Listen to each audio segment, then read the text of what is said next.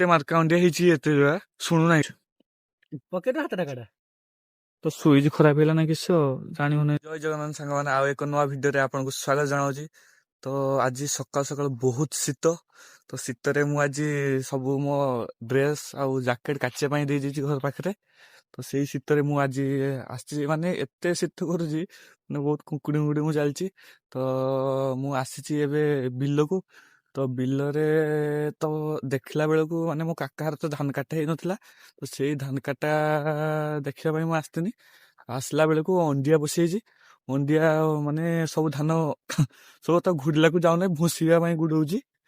ତ ଦେଖଉଛି ସେ ଅଣ୍ଡିଆ ଏତେ ଇଏ ମାର୍କା, ମାନେ ଶୁଣୁନାହିଁ ଗୋଟେ କିଛି।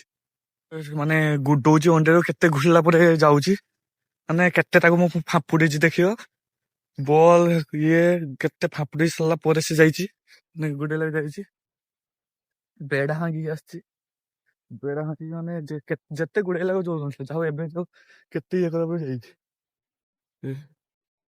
ସେ ଭାରି ପଳେଇଲା।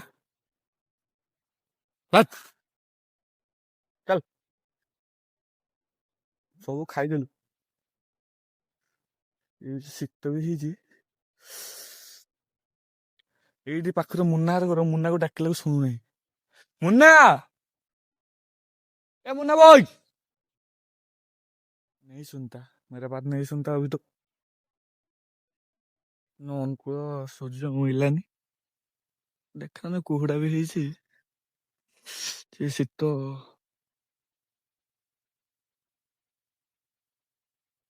ଗଲା ଦେଖିଲ, ଏତେ ମାର୍କା ଅଣ୍ଡିଆ ହେଇଛି ଏତେ ଶୁଣୁନାହିଁ ଗାଡି କଥା, ସବୁବେଳେ ଭୁଷଉଥିବ ଗୁଡଉଛି। ଅଣ୍ଡିଆକୁ ତ ଘୁରି ସାରିଲା ପରେ ମୁଁ ମାନେ ଆମର ବେଡା ଭାଙ୍ଗିକି ମୁଁ ଯାଉଛି ମୁନା ଘର ପାଖକୁ। କେମିତି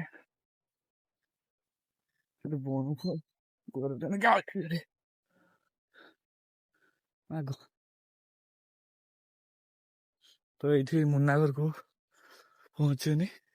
ଏଇଟା ଆମର ଆମର ବେଢା, ତାହାର ଏ ସାଇଡ ଘର, କ୍ଲଜ ଘର ଅଛି ତା। ଶୀତ ବି ବର୍ଜ୍ୟ କରୁଛି। ମୁନା ଖାଲି ଦେହରେ ଘୁରୁଥିଲା।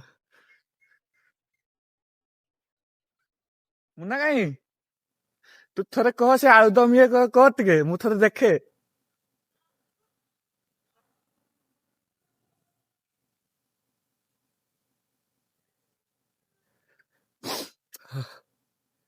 ମାନେ ତାକୁ 6:30 ତ ଫୋନ କନି, ନା ଫୋନ ଉଠୁନାହିଁ, ଏତେ ବଲୁକ ହେଇଛି।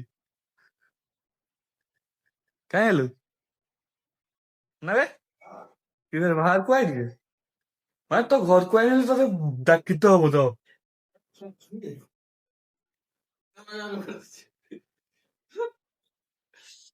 ତ ୟାକୁ ମୁଁ ଅଣ୍ଡିଆ ଗୋଟେ ଡାକିଲି, ଶୁଣୁନାହିଁ, ମାନେ ଫୋନ ବି ଉଠୁନାହିଁ, ଏତେ ଇଏ ବାଲ୍ଟି ହେଇଛି। ଦେਖ ତୁ ଜ୍ୟାକେଟ ପିନ୍ଧୁ, ମୁଁ ଜ୍ୟାକେଟ ପିନ୍ଧି ମୁଁ ସବୁ କାଚି ଦେଇଦେଇଛି, ତୋ ଯୋଗୁରୁ ମୁଁ କାଚି ଦେଇଛି। ତ ଆଜି ନହେଲେ କାଲି ଭିତରେ ଆମେ ବାହାରିଯିବୁ। ତ କେଇଠି ଯିବୁ ଆପଣଙ୍କୁ ମୁଁ ପରେ କହିବି। ମୁଁ ଖାଲି ଡ୍ରେସ ପିନ୍ଧି, ଆଜି ବହୁତ ଶୀତ ହେଇଥିଲା। ଯାହା ଘର ପାଖରେ ନିଆଁ ପୋଥିଲେ, ମୁଁ ଟିକେ ନିଆଁ ପୋଇକି ପଳେଇ ଆସିଥିଲି। ଆସିଲା ଯୋଉ ଭିତରେ ଅଣ୍ଡିଆ, ସେ ଯୋଉ ଛୁଟିଆ ଅଣ୍ଡିଆଟା, ଭୁସ୍କା ଅଣ୍ଡିଆ, ଭୁସ୍କା ଅଣ୍ଡିଆ। ସେ ଦେଖିକି ପାଡ଼ିଦେଲା ଆଗେ ତା।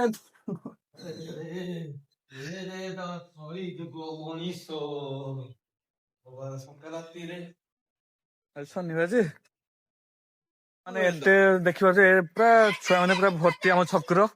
ତ ଅଣ୍ଡିଆ ଘୁରିବା ପାଇଁ ଆସିଛନ୍ତି, ଜଣେ କିଏ ବାଁଶ ନେଇକି, ଜଣେ କିଏ ଇଏ। ତ ଅଣ୍ଡିଆ ମାନେ ଏତେ ସବୁ ଛୁଆ ସବୁ ଅଣ୍ଡିଆ ଗୁଡା ହେଇଛନ୍ତି, କାହିଁକିନା ସକାଳୁ ସକାଳୁ ମତେ ଯୋଉ ଗୁଡେଇଥିଲା ସେ ଅଣ୍ଡିଆ ଟା। ତ ଇଏ ହେଲା ରାମ, ୱାନ୍ ଆଣ୍ଡ ଆର୍ମି।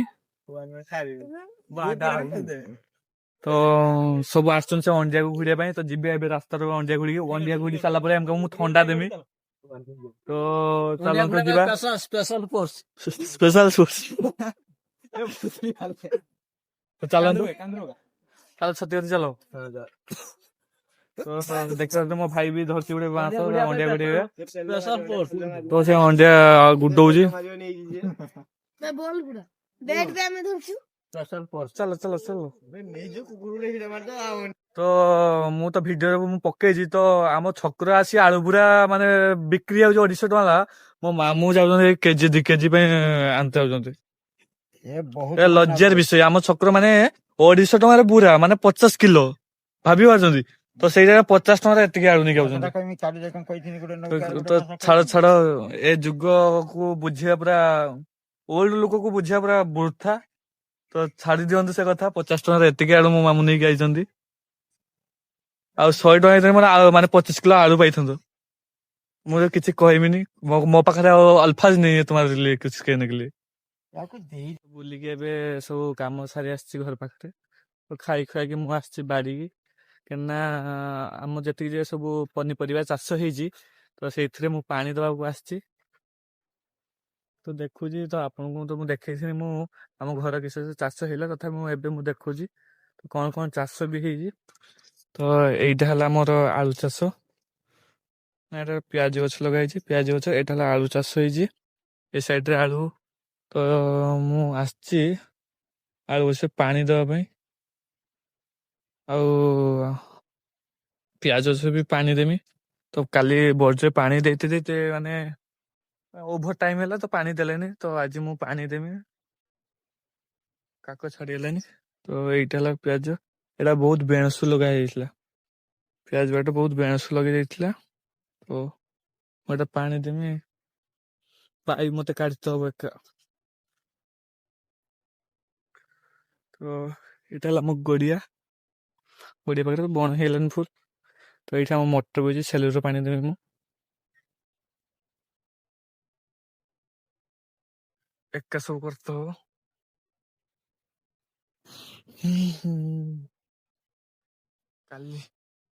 କାଲି ବର୍ଜ୍ୟ ପାଣି ଦିଆ ହେଇଲା। ଏଇଟା ହେଲା ଆମ ପାନ ବର୍ଜ୍ୟ। ତ ମୁଁ ପାଇପ୍ ଟାଣିକି ଏକଲା ପାଣି ଦବା ପାଇଁ ବର୍ତ୍ତବ ସବୁ ପାଣି ପାଇଯିବ ପ୍ରାୟ।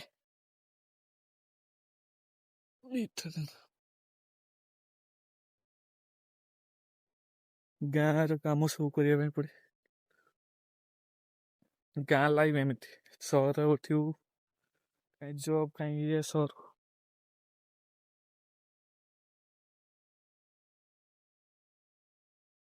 ପାଇପ୍ ଟା ଟାଣି ନେବା। ଟାଣି ନେଇ ସାରିଲା ପରେ ଯାହା କରିବା।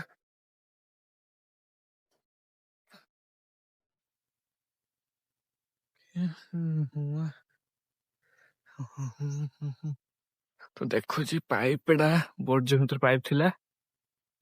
ପାଇପ୍ ଟା ଟାଣି ଆଣିବୁ ଇସୁ ଟାଇମରେ। ଏଇଥିରେ ପାଣି ଦବା।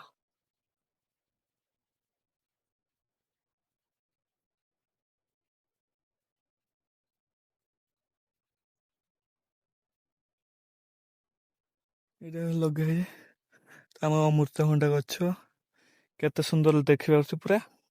ଆଳୁ ଗଛ କେତେ ସାଇଜରେ ଲଗାଯାଇଛି। ଏଠି ଆଳୁ ଗଛ ସେ ସାଇଡ ବି ଅଛି ଆଳୁ ଗଛ। ତ ଏଠି ମାଟିର ପାଣି ଶୁଖି ଯାଇଛି ପୁରା। ତ ମୁଁ ଏବେ ଷ୍ଟାର୍ଟ କରି ଜଳଟା ଭରିଦିଏ। ଗାଳି ହବ ନହେଲେ ପାଣି ନବନି।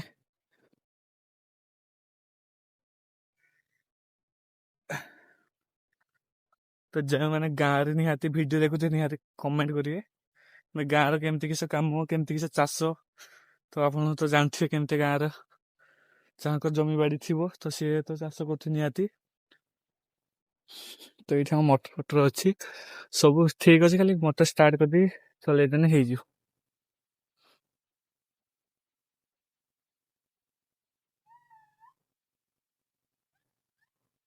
ତ ମୁଁ ତ ମେଘାକୁ ବି ଡାକି ଦେଇଥିଲି ମେଘା ବି ଆସିଛି। ମେଘା ଆଇ। ମେଘା ଆସିଛି ସେ ମତେ ହେଲ୍ପ କରିବ।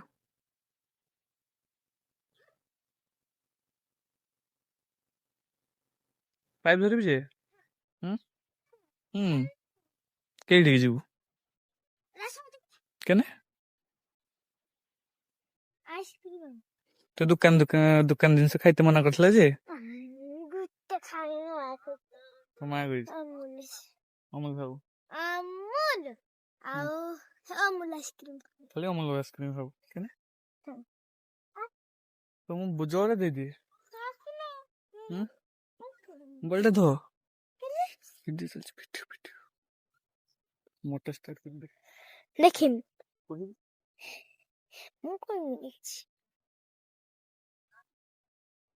ନାଇଁ ଅଛି ହଉନି ମାର ଭଲସେ ହବ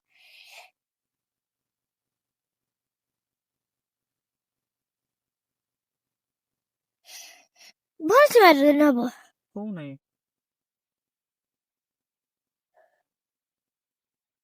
ହଉନାହିଁ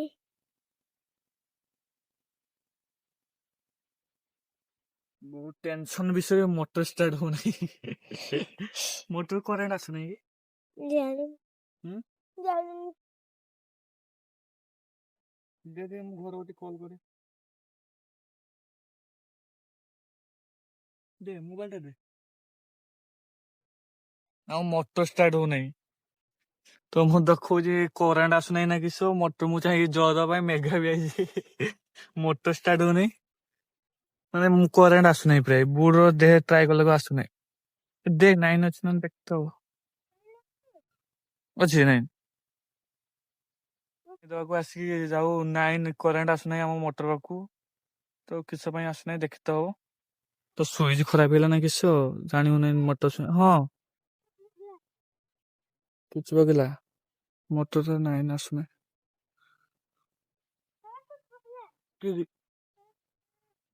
ସେଠି ବି ବୁଲୁଥିଲା ପକୁଛ ଗଲା ଜଳ ତ ଆମେ ଦେଇପାରିଲେନି ମାନେ ମୋଟରକୁ କରେଣ୍ଟ ଆସୁନାହିଁ ପ୍ରାୟ ସୁଇଚ ପ୍ରୋବ୍ଲେମ ହେଇଛି ତ ତାକୁ ଆମେ ସୁଇଚ ଆଣିବା ପାଇଁ ଯାଇତେ ହବ ତ ରାସ ପାଖକୁ ଯିବା ପାଇଁ ପଡିବ ଦେଇ ଆଣି ସାରିଲା ପରେ ଦେଖେ ଯାଉ କିସ ହଉଛି କରେଣ୍ଟ କେନେ ପାଇଁ ପାସ୍ ହଉନି ମୁଁ ଭାବୁଛି ସେ ସୁଇଚ ଥରେ ଜଲଦିଆର ସେମିତି ପାର୍କିଂ କରୁଥିଲା ତ ପାର୍କିଂ ଦ୍ୱାରା ବି ସେମିତି ହେଇଛି ପ୍ରାୟ କରେଣ୍ଟ ପାସ୍ ହଉନାହିଁ ତ ସୁଇଚ ବି ଖରାପ ହେଇଯାଇଛି ସେଟା ମୁଁ ଘିନି ଆସିଲା ପରେ ଯାଇ ଯାହା ହବ ମେଗା ଯିବା ଯେ ରାସ ପାଖକୁ ତୁ ଯିବୁ କେନେ ଆଇସ୍କ୍ରିମ ତ ଦୋକାନୀ ମନା କରିଥିଲା ଯେ ଏ ଡାକ୍ତର ମନା କରିଥିଲା ଯେ ଅମୁଲ ଆଇସ୍କ୍ରିମ ବ୍ରାଣ୍ଡ ଲେଖାଇଛି ନା ହଉ ଚାଲନ୍ତୁ ମୁଁ ଏବେ ରାସ ପାଖକୁ ଯିବି ରାସ ପାଖରେ ମୁଁ ବି ଦେଖିବି ସୁଇଚ ବି ଆଣିବି ମେଘା ମୁଁ ତ ଭାରି ପଡୁଛେ ମୋଟର ତ ଖରାପ ହେଇଛି ସେ ସୁଇଚ ଖରାପ ହେଇଥିବ ମୁଁ ସୁଇଚ ଆଣିବି ସେ ତ ତାର ଆଇସ୍କ୍ରିମ ଖାଇବା ପାଇଁ ସେ ବି ଆଇସ୍କ୍ରିମ ଆଣିବ ମେଘା ବଇଛି ଖାଲି ହଁ ଆଇସ୍କ୍ରିମ ଖାଉ ଖାଲି ମୁଁ ବି ଚାଲିଛି ଆଇସ୍କ୍ରିମ ନେବି ଆଉ ରିଲାକ୍ସ ଶୋଇବି ନେବି ଚାଲନ୍ତୁ ଅମୂଲ୍ୟ ନବୁ ପୁରା ଦୋକାନ ଆମେ ପହଞ୍ଚିଛୁ ଅମୁଲ ଆଇସ୍କ୍ରିମ ନବା ଅବୁଦା ଆସ ୟାକୁ ଦିଅ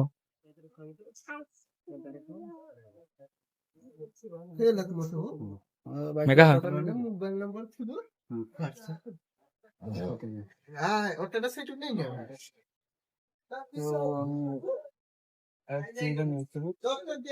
ହଁ 10 ଟଙ୍କା ଦେଇଟା ଦେଇଦେବେ ଅମୁଲ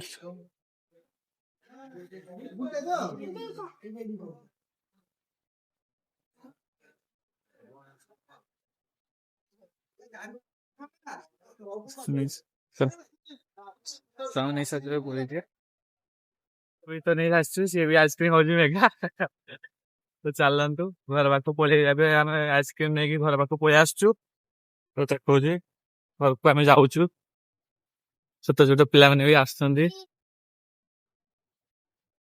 ହ୍ୟାଲୋ